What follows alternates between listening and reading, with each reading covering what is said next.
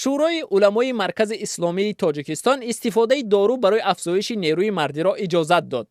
این نهاد صادرکننده فتوا در تاجیکستان روز 19 ینور در وبسایت رسمیش نوشت استفاده دارو برای تقویت نیروی مردی باکی ندارد به شرطی که به سلامتی ضرر نرساند.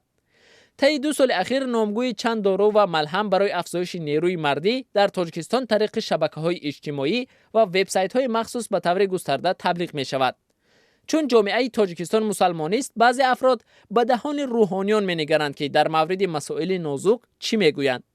عادتاً مردان تاجیک از صحبت در موضوع ضعف کمر شرم میکنند. اما طبیبان اورولوگ و اندرولوگ در تاجیکستان میگویند که در این اواخر مراجعت چنین بیماران افزوده است.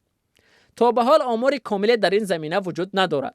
مقامات تنها سال 2012 هم گفته بودند که به پژوهشگاه علمی تحقیقاتی مامادویگی نزدیک به 900 مرد با مشکل جنسی مراجعت کردند و تشخیص طبی معلوم نموده است که بیش از 600 نفر آنها به ضعف کمر گرفتارند.